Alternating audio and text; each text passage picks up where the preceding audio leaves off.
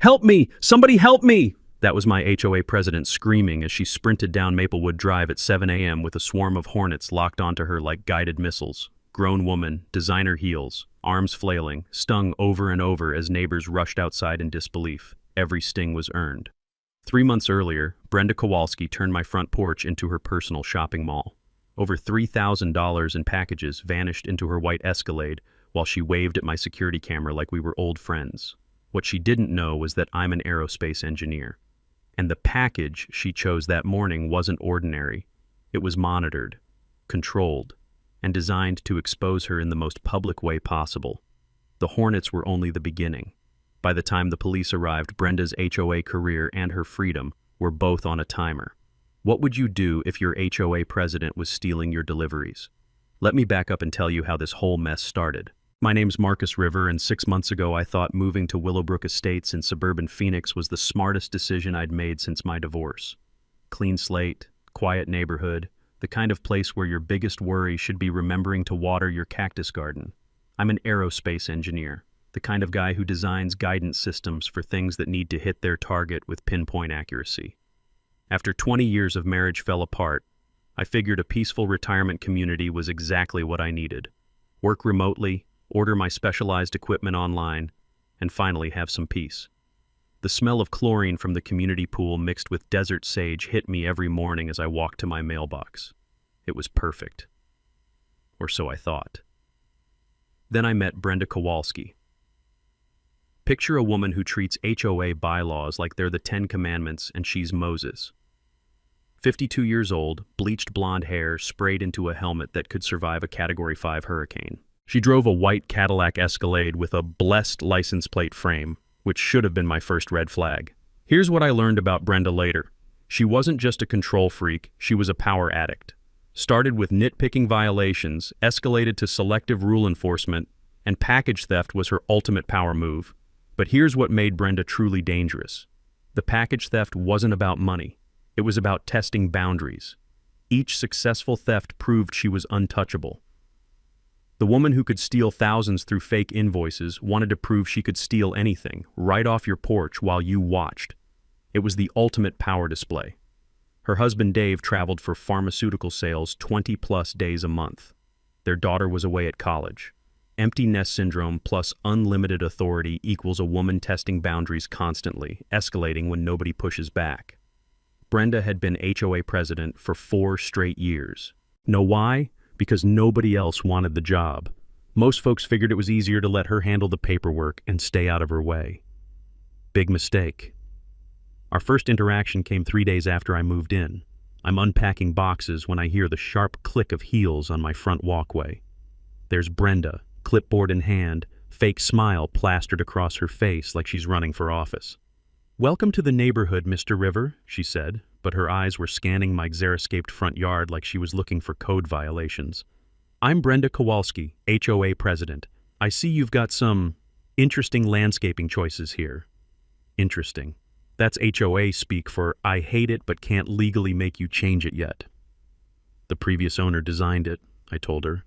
"Drought-resistant plants, saves water." Her smile got tighter. "Well, we'll see how it looks as it grows in. The community has certain standards to maintain, you understand."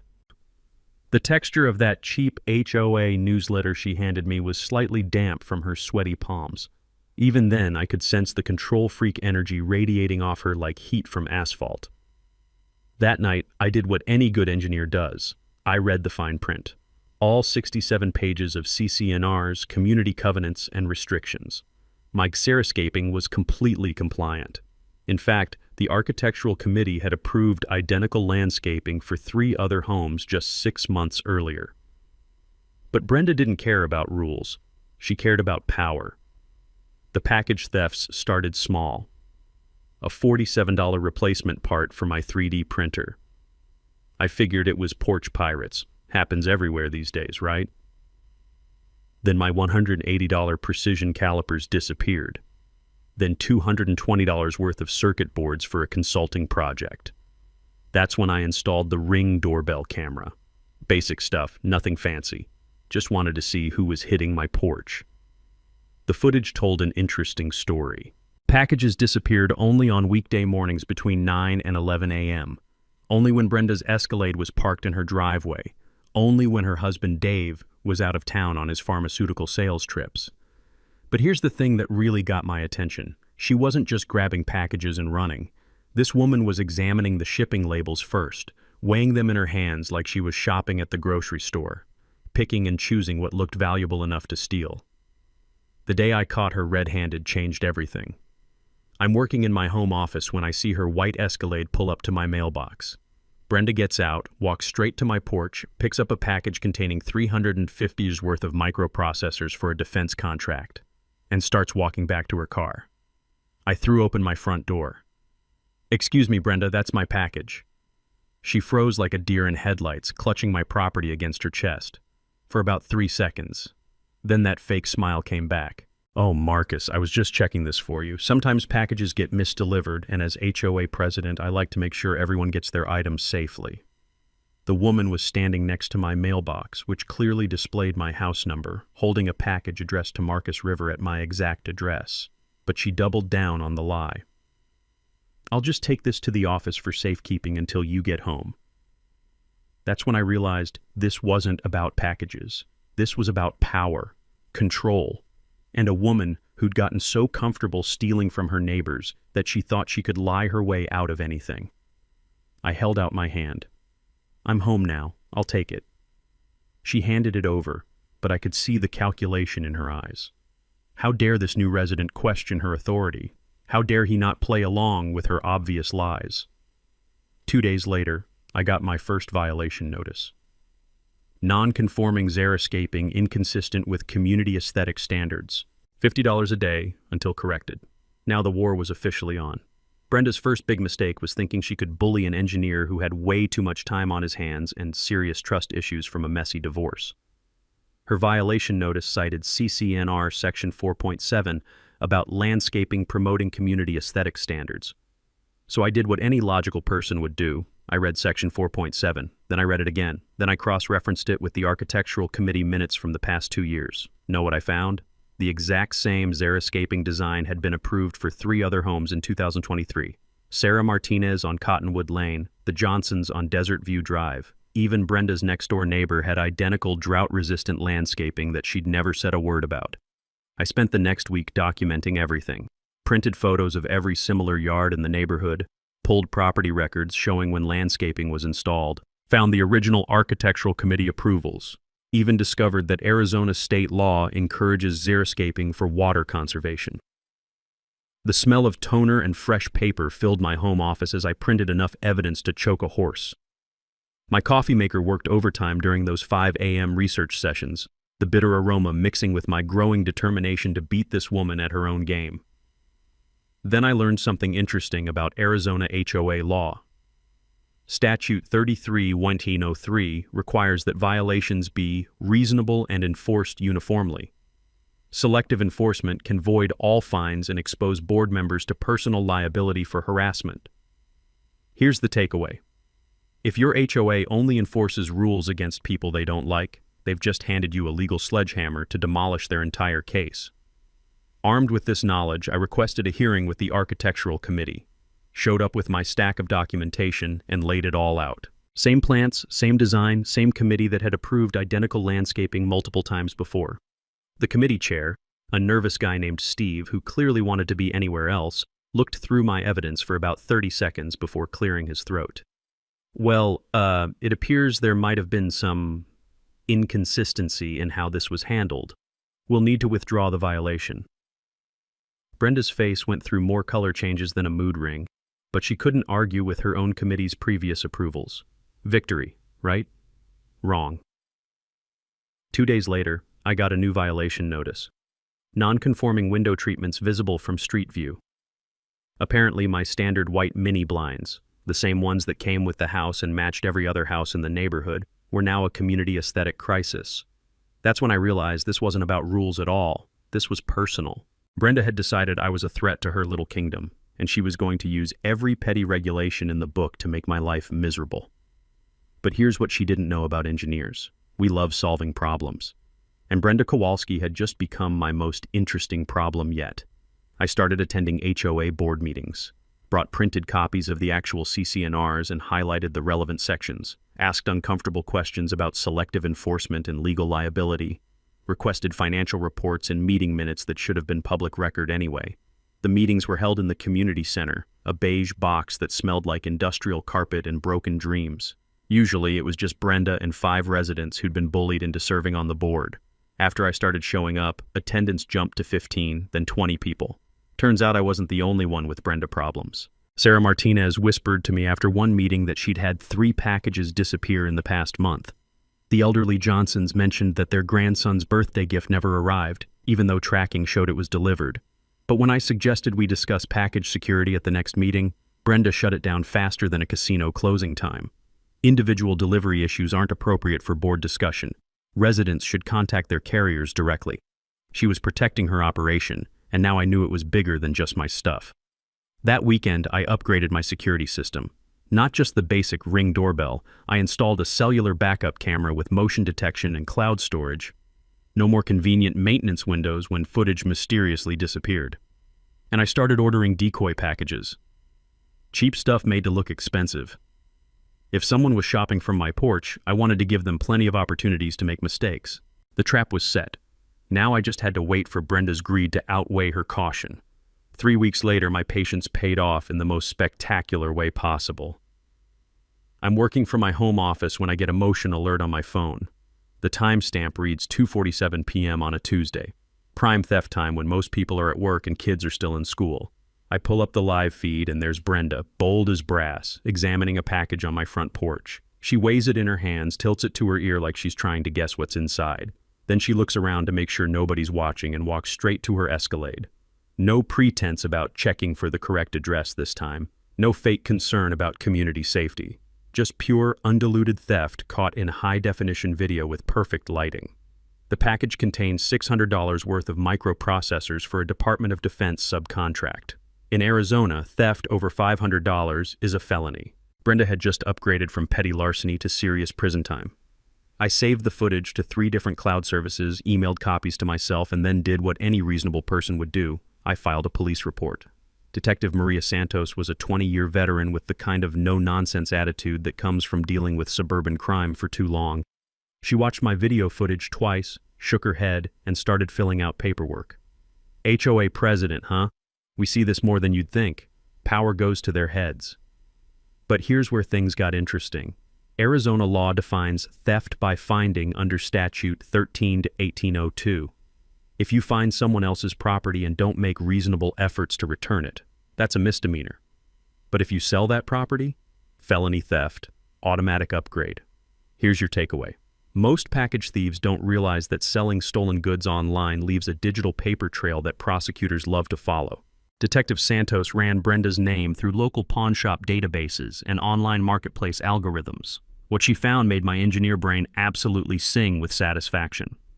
Brenda Kowalski had been running a Facebook marketplace account under the name Brenda's Bargains. Over $2,000 in electronic sales in the past 3 months. High-end items, always listed as new inbox or never used. Serial numbers that matched reports of missing packages from 3 different neighborhoods. The woman wasn't just a thief, she was running a small business. But here's where the justice system gets frustrating. The district attorney's office looked at the evidence and basically shrugged. One incident, first-time offender, valuable member of the community. They offered Brenda a deal. Return the stolen items, pay restitution, and promise to stop stealing packages. She turned it down. Claimed the video was doctored and hired a lawyer who sent me a cease and desist letter demanding I stop harassing his client with false accusations. That's when Brenda made her second big mistake. She escalated. Emergency HOA board meeting called with 48 hours notice. Agenda item, discussion of resident use of surveillance equipment for harassment purposes. Translation. Brenda wanted to ban security cameras so she could steal packages without being recorded. The meeting was packed. Word had gotten out about the package thefts and 30-plus residents showed up demanding answers. You could cut the tension with a knife, or in this case, with the sound of Brenda's heels clicking nervously on the community center's tile floor. Certain residents, she began, never looking directly at me, have been using surveillance equipment to spy on their neighbors and create a hostile environment. That's when Mrs. Johnson, all 83 years old and 5 feet nothing, stood up and interrupted her. "Are you talking about the cameras that caught you stealing packages, dear?" The room went dead silent. Even the air conditioning seemed to hold its breath. Brenda's face flushed red, but she doubled down. Alleged theft, unproven allegations, and frankly, the real issue here is privacy invasion and the creation of a surveillance state that makes residents uncomfortable in their own neighborhood. I stood up, pulled out my phone, and connected it to the room's projector system. "Would you like to see the unproven allegations?" For the next 5 minutes, 30 residents watched crystal-clear footage of their HOA president systematically stealing packages from my porch. The gasps and muttered comments filled the room like a live sports broadcast. When the video ended, Brenda was shaking with rage. "This is entrapment. This is harassment. This man is dangerous and unstable, and I'm calling the police." That's when Detective Santos stepped out from the back of the room where she'd been quietly watching the whole show. "Ma'am, I am the police, and you're under arrest." The taste of justice in that moment was sweeter than my grandmother's apple pie. But as it turned out, package theft was just the appetizer. The main course was still coming. You'd think getting arrested for felony theft would humble someone. You'd think wrong. Brenda made bail within 6 hours and came back swinging like a cornered wildcat. If I thought she was vindictive before, I was about to learn what real vindictiveness looked like.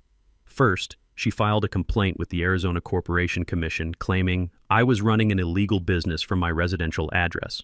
My crime? Doing freelance engineering consulting from my home office, which was completely legal and properly licensed. Then she contacted the IRS with an anonymous tip about unreported income from my consulting work, every penny of which was properly documented and taxed, but try explaining that while you're being audited.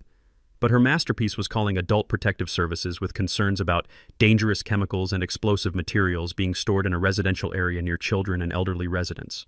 She was referring to my engineering supplies, standard electronics components, cleaning solvents, and 3D printer materials that you can buy on Amazon. The smell of bureaucratic panic filled my mailbox as official notices piled up like autumn leaves. Each investigation required hours of documentation, phone calls, and lawyer consultations. Even when you're completely innocent, defending yourself against false accusations is exhausting and expensive. That's when I realized Brenda wasn't just trying to discredit me, she was trying to bankrupt me. Death by 1,000 paper cuts, bureaucratic style. Her final nuclear option was a restraining order request claiming I'd been stalking and intimidating her with my dangerous surveillance equipment and obsessive behavior. The petition included dramatic language about feeling unsafe in her own neighborhood due to my escalating harassment campaign. I hired Jennifer Walsh, an attorney who specializes in HOA disputes and abusive litigation. Cost me $5,000 just for the retainer, but it was the smartest money I'd ever spent. "This is a classic slap suit," Jennifer explained during our first meeting. "Strategic lawsuit against public participation. She's using the legal system to silence you and drain your resources." Here's what I learned. Arizona has strong anti-slap laws that allow victims to recover attorney fees and damages when someone files frivolous lawsuits designed to suppress free speech or legitimate complaints. Your takeaway: document everything when someone tries to weaponize the court system against you, because frivolous lawsuits can backfire spectacularly on the people who file them. Jennifer filed a counterclaim for harassment and defamation, but more importantly, she started digging into HOA financial records as part of discovery.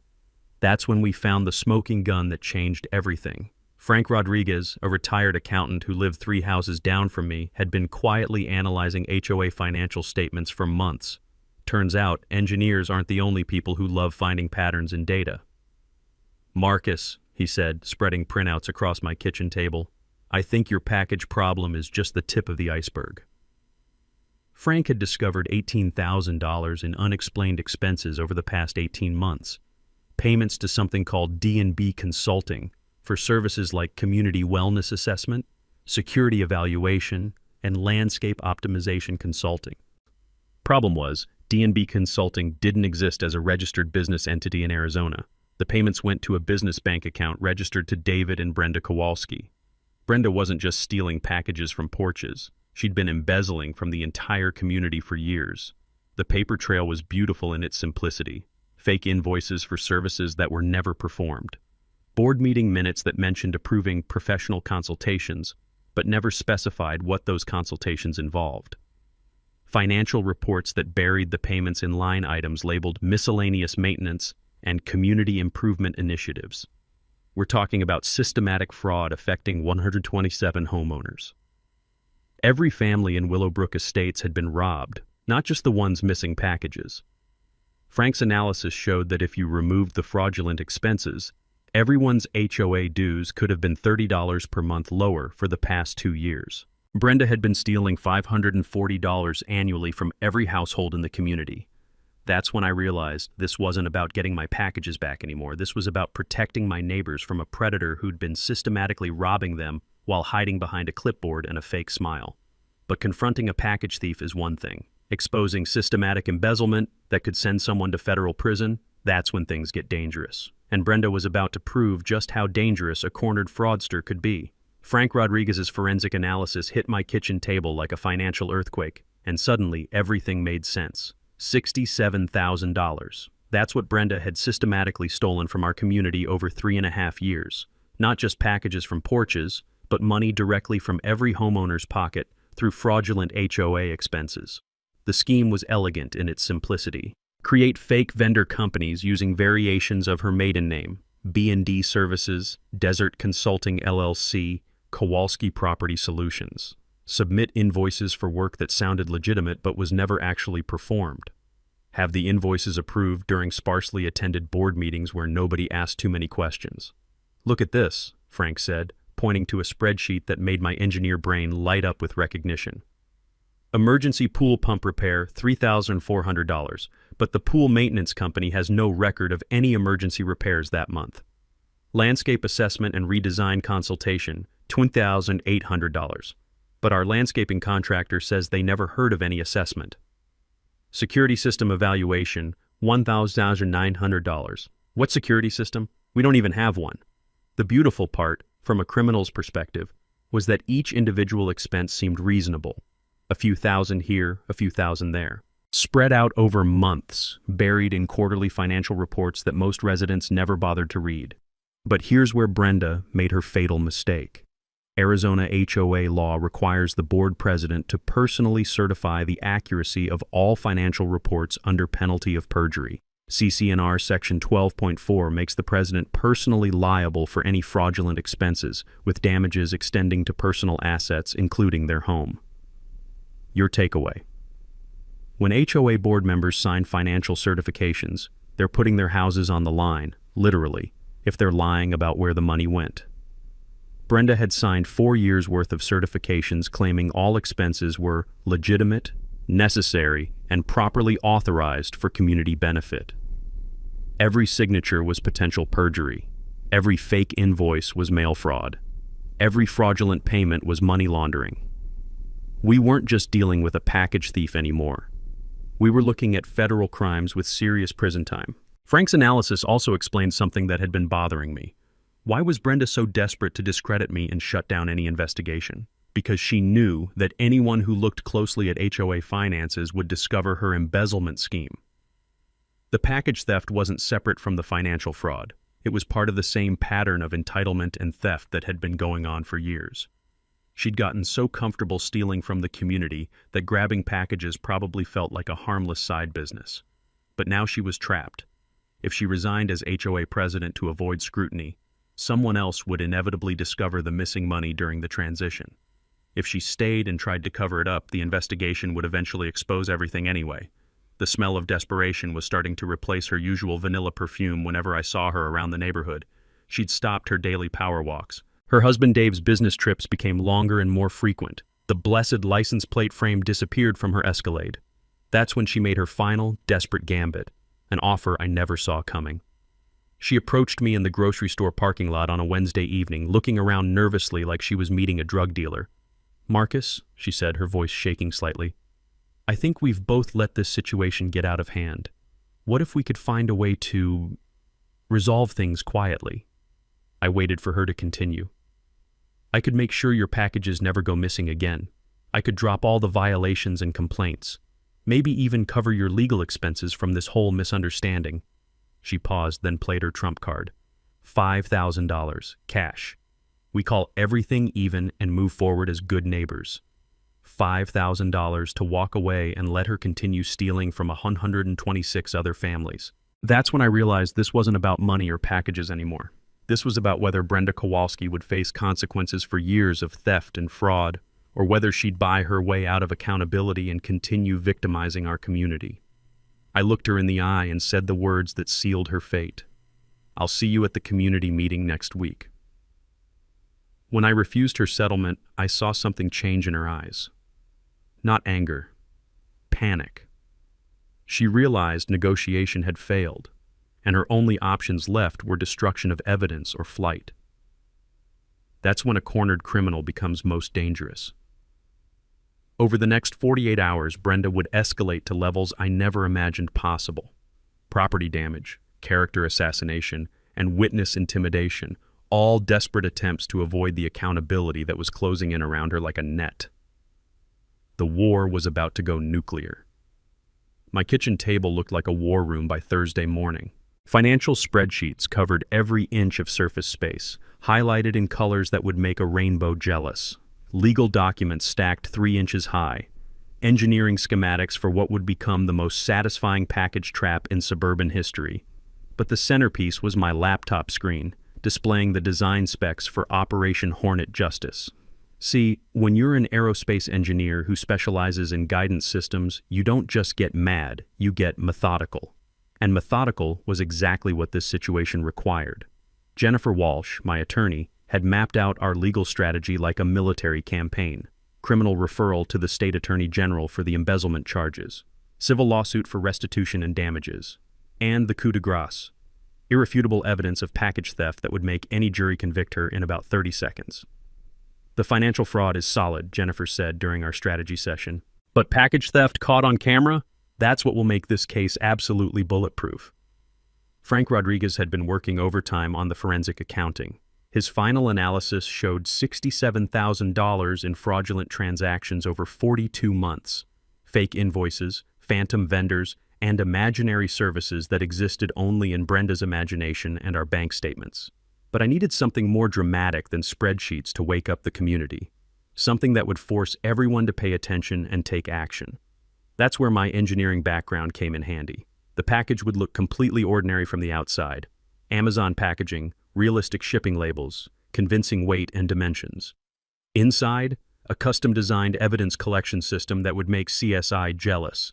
The GPS tracker was military-grade with triple redundancy and cellular connectivity, real-time location monitoring that couldn't be disabled by removing batteries, multiple miniature cameras with 360-degree coverage and automatic cloud uploading, audio recording equipment sensitive enough to pick up whispered conversations. Even if Brenda destroyed the package, the evidence was already uploaded to secure servers in 3 states. And the pièce de resistance, a remote-controlled release mechanism connected to a chamber containing trained hornets from a professional pest control supplier. The hornets were the key, non-lethal but angry enough to create a spectacle that would be impossible to ignore or explain away. Professional pest control specialists assured me the hornets were trained for non-lethal crowd dispersal, designed to discourage, not injure.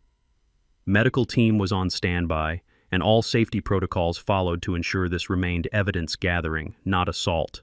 The goal was public accountability, not physical harm. When Brenda moved the package more than 50 feet from my property, the GPS would trigger an automatic release. Hornets don't kill people, but they sure make them run fast and scream loud. Loud enough for the whole neighborhood to witness Brenda's final moment of accountability.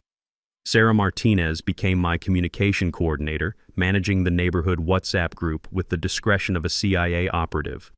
Frank continued his financial investigation, uncovering new evidence of fraud almost daily. The elderly Johnsons served as our institutional memory, providing details about suspicious HOA decisions from previous years. We scheduled the trap for a Tuesday morning, Brenda's prime theft window when Dave was traveling and most residents were at work. I'd place the package at 7 a.m., then coordinate with neighbors to ensure maximum witness coverage. The smell of anticipation mixed with fresh coffee as I fine-tuned the Hornet release mechanism. Servo motors calibrated to aerospace precision standards. Timer circuits designed to trigger exactly 60 seconds after GPS movement detection. Everything tested and retested until it worked flawlessly. But this wasn't just about revenge. We were building something bigger, a model for community accountability that could protect future residents from HOA corruption. Laura Kim, an investigative reporter for Channel 12 News, had been following our story as part of a broader series on HOA fraud across Arizona. She'd be positioned nearby Tuesday morning, ready to capture whatever happened on live television. This could be the perfect example of grassroots justice, Laura explained during our background interview. Communities taking back power from corrupt officials and demanding transparency. The plan was elegant in its simplicity. Brenda steals the package. GPS triggers Hornet release. Chaos ensues. Everything gets recorded from multiple angles. Police arrive to document a woman covered in Hornet stings while holding stolen property.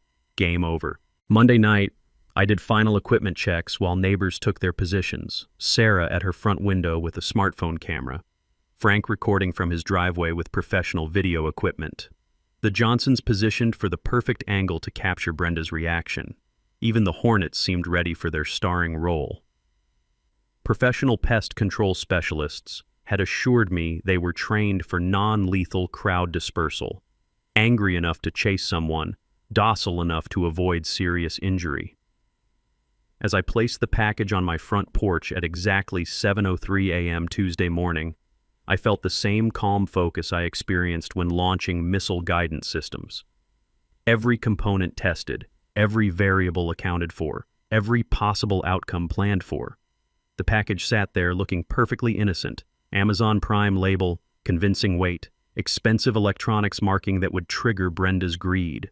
Inside, cutting-edge surveillance technology waited to document her final theft. All I had to do now was wait for Brenda's predictable pattern to play out one last time. The taste of justice was already sweet on my tongue, and the Hornets hadn't even been released yet.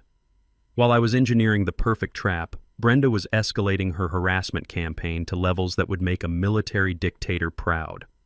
It started with property damage. I discovered my drip irrigation lines had been cut with garden shears sometime during the night, destroying $800 worth of drought-resistant plants that had taken months to establish. The smell of dying desert sage mixed with my growing anger as I surveyed the deliberate sabotage. Then my car wouldn't start. The mechanic found sugar in my gas tank, enough to potentially destroy the engine if I hadn't caught it early. Someone had also superglued my mailbox lock shut, forcing me to drill it out and install a replacement. But Brenda's most creative attack was digital warfare. Fake social media accounts started popping up, targeting me and anyone who supported the financial investigation. Marcus River exposed posts claimed I was running illegal businesses, storing dangerous chemicals, and harassing elderly residents. The doctored photos were particularly impressive. Someone had photoshopped images to make it look like I had industrial equipment and chemical storage tanks in my backyard. Fake Yelp reviews claimed Willowbrook Estates was unsafe due to unstable resident with access to explosive materials. Her college-age son and his fraternity brothers started making late-night drive-bys past my house, engines revving and music blasting at 2 a.m. When I called the police, they'd be gone by the time officers arrived. Legal harassment designed to exhaust and intimidate. But her masterpiece was the attempted bribery of Frank Rodriguez. Frank called me Thursday evening, voice shaking with excitement and indignation. "Marcus, you're not going to believe what just happened." Brenda had approached him at the grocery store, acting casual while doing her shopping. Then she steered the conversation toward his financial analysis of HOA records. "You know, Frank, accounting can be so complicated," she'd said, loading organic produce into her cart like they were discussing the weather. Sometimes honest mistakes get interpreted as something more sinister. Then came the offer. $15,000 in cash if Frank would reconsider his analysis and issue a corrected report showing that all HOA expenses were legitimate. She actually said I could avoid professional embarrassment by admitting I'd made calculation errors, Frank told me. "The woman tried to bribe me with grocery money while we were standing next to the bananas." Frank had done something brilliant. He'd recorded the entire conversation on his phone. Brenda's voice, clear as crystal, offering money to falsify financial records and obstruct a fraud investigation. Your takeaway: when someone tries to bribe you to cover up their crimes, always hit the record button. It's usually the evidence that sends them to prison. The bribery attempt was a federal crime that elevated everything to a whole new level. Not just theft and embezzlement anymore, but witness tampering and obstruction of justice. Brenda was digging her own grave with increasingly desperate attempts to avoid accountability. Detective Santos was practically giddy when Frank played her the recording. "Ma'am, this woman is giving us enough evidence to put her away for years. She's either incredibly stupid or incredibly panicked." "Why not both?" I suggested. Meanwhile, I was putting finishing touches on the package trap. The Hornet chamber had been tested and calibrated. GPS tracking was connected to cellular networks with automatic police notification. Cameras were positioned for optimal coverage angles. The irony was delicious. While Brenda was destroying her own legal position with witness tampering and bribery, I was preparing to document her final crime in high-definition detail. Sarah Martinez reported that neighborhood sentiment had shifted completely. Even residents who'd initially supported Brenda were questioning her increasingly erratic behavior. The WhatsApp group buzzed with speculation about the upcoming community meeting and demands for financial transparency. "People are scared," Sarah told me during one of our coordination calls. "They're realizing that if she could steal packages and embezzle HOA funds, what else has she been lying about?" That fear was justified. Frank's investigation had uncovered additional irregularities dating back to Brenda's first year as president: missing vendor receipts, unauthorized expense approvals, and financial reports with unexplained discrepancies. But fear was exactly what we needed. Angry, mobilized residents demanding accountability and transparency. A community ready to take back control from a corrupt official who'd betrayed their trust for years. Monday evening, I placed the final components of the trap package, everything sealed and ready for deployment. The Hornets were secured in their temperature-controlled chamber, waiting for their moment to deliver justice with wings and stingers. As I looked across the street at Brenda's house, I could see her silhouette pacing back and forth behind her living room curtains. The woman who'd terrorized our neighborhood for years was about to face consequences that would make her running sprint down Maplewood Drive look like a leisurely jog. The trap was set, the community was watching, and Brenda's greed was about to destroy her life in the most public way possible. Monday night felt like Christmas Eve, if Christmas involved elaborate revenge plots and trained hornets. Brenda's desperation had reached new heights over the weekend. She'd filed an emergency restraining order claiming I was a dangerous stalker with access to explosive materials, who posed an imminent threat to community safety.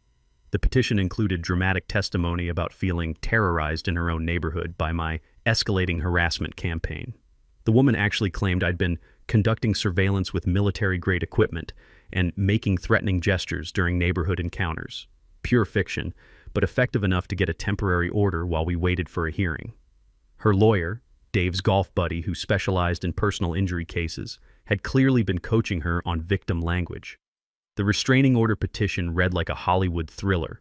Petitioner fears for her physical safety and believes respondents' behavior is escalating toward potential violence. But her fatal mistake was vandalism masquerading as evidence creation. Sunday evening, someone threw rocks through her own front windows and spray-painted "thief" on her garage door. Brenda called police claiming I'd escalated to property destruction and left threatening messages on her home. Problem was, Sarah Martinez had been testing her new security camera system that weekend. Her footage clearly showed Brenda throwing the rocks herself at 11:47 p.m., then spray-painting her own garage while looking around nervously to make sure no neighbors were watching. The woman had literally vandalized her own property to frame me for domestic terrorism. Detective Santos watched Sarah's footage with the weary expression of someone who'd seen every type of suburban crime imaginable. "Ma'am, filing false police reports is a felony. This woman is determined to add charges faster than we can process them." But the fake vandalism served Brenda's real purpose. It gave her justification to stay home from work Tuesday morning to deal with police reports and security concerns, which meant she'd be available during prime package theft hours for the first time in weeks. My trap couldn't have asked for better timing. At 7:03 a.m. Tuesday, I placed the package on my front porch with the reverent care of someone handling plutonium. Amazon Prime packaging, realistic shipping weight, expensive electronics marking that would trigger every criminal instinct in Brenda's brain. The GPS tracker activated immediately, sending location pings to the secure server that would document every second of what happened next. Cameras began recording in 4K resolution with audio enhancement that could pick up whispered conversations from 50 yards away. The Hornet chamber sat sealed and temperature-controlled, waiting for its 60-second delayed activation sequence. Professional pest control specialists had assured me the insects were trained for crowd dispersal with minimal injury risk. Angry enough to chase someone, controlled enough to avoid sending anyone to the emergency room. Frank Rodriguez positioned himself at his front window with professional video equipment. Sarah Martinez armed herself with multiple smartphones for different camera angles. The Johnsons took up residence on their front porch with a clear sightline to my house and Brenda's escape route. Even Laura Kim from Channel 12 News was discreetly parked around the corner, ready to capture everything for her investigative series on HOA corruption. 7:15 a.m. Brenda's garage door opened. White Escalade backed out slowly, like she was considering her options. 7:23 a.m. The Escalade pulled forward and parked directly across from my house. Brenda sat in the driver's seat for several minutes, examining my front porch through designer sunglasses. 7:31 a.m. She got out of her car and began her infamous power walk past my house, slowing down to examine the package without appearing too obvious. 7:34 a.m. Second pass, this time stopping to tie her shoe while getting a closer look at the shipping label. 7:38 a.m. Third pass, full stop. She looked around the neighborhood, saw no immediate witnesses, and made her decision. Brenda Kowalski walked directly to my front porch, picked up my package, and carried it to her Escalade like she owned it. No pretense about community safety checks this time. No fake concern about suspicious deliveries. Just pure, undisguised theft caught in perfect high-definition detail. The GPS registered movement at exactly 7:39:17 a.m. 60-second countdown initiated.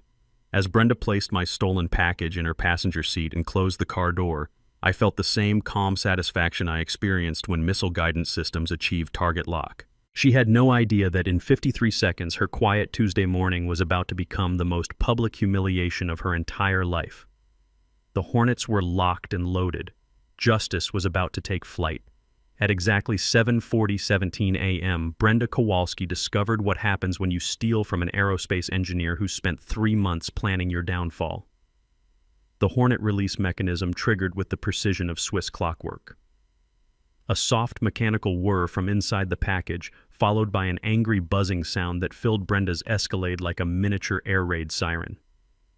Her reaction was immediate and spectacular. "What the hell?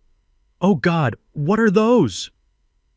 The GPS tracker showed her car door flying open as the first Hornets emerged from their chamber, disoriented but highly motivated to defend their territory. Brenda tumbled out of her driver's seat, still clutching my stolen package, as more insects poured out in a perfectly controlled swarm. "Help me! Somebody help me!" That beautiful scream echoed down Maplewood Drive as Brenda dropped my package and started running in designer heels like her life depended on it.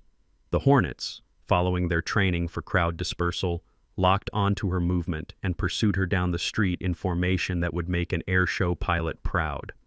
Frank Rodriguez got it all on video. Sarah Martinez captured multiple smartphone angles. The Johnsons provided live commentary that sounded like they were calling a horse race. "Oh my stars! Look at her go! Those heels are clicking like a tap dancer!" Within 90 seconds, every neighbor within 3 blocks had rushed outside to witness the spectacle. Brenda Kowalski, pillar of the community and self-appointed neighborhood dictator, sprinting down the street at 7:41 a.m. while being chased by a cloud of angry insects. The smell of her vanilla perfume mixed with pure panic as she ran past my front window, arms flailing like a scarecrow in a hurricane. Her perfectly arranged hair came undone. Her pink bathrobe billowed behind her like a cape, and her face displayed the kind of terror usually reserved for horror movies.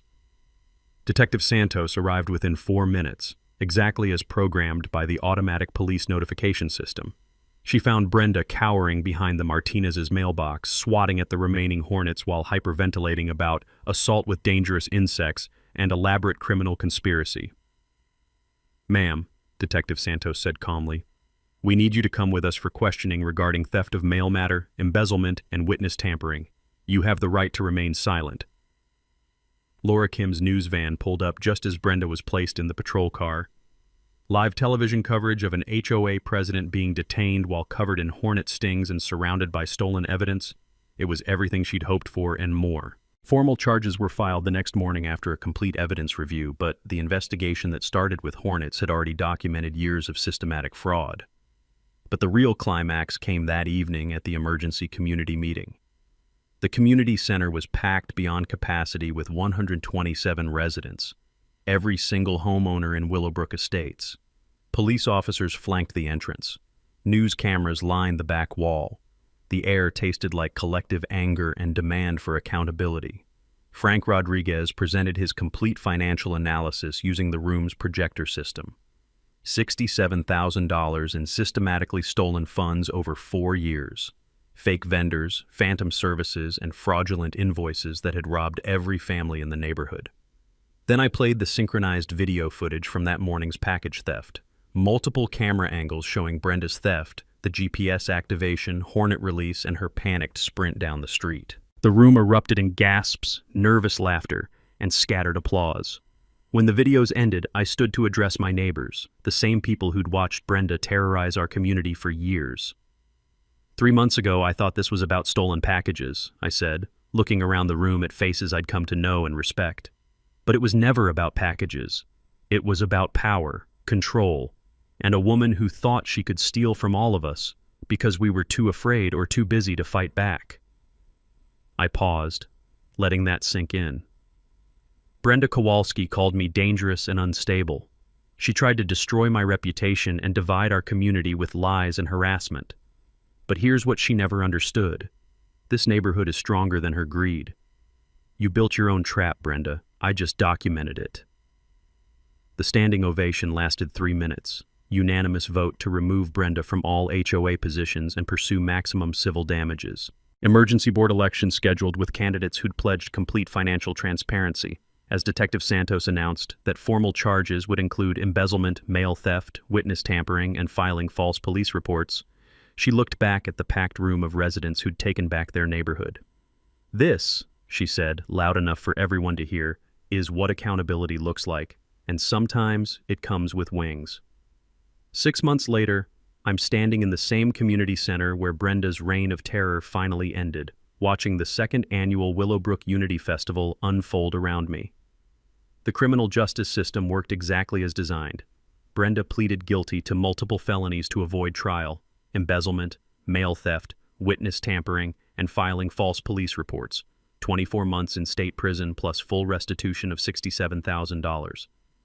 Her husband Dave got 18 months probation for money laundering and conspiracy. Both were permanently banned from serving on any Arizona HOA board, a restriction that should probably be tattooed on their foreheads as a public service. The civil lawsuit recovered $54,000 through asset seizure, insurance claims, and the forced sale of Brenda's white Escalade. The remaining $13,000 shortfall was covered by a special assessment that residents voted for unanimously, considering it a small price for permanent accountability. Our community transformed completely.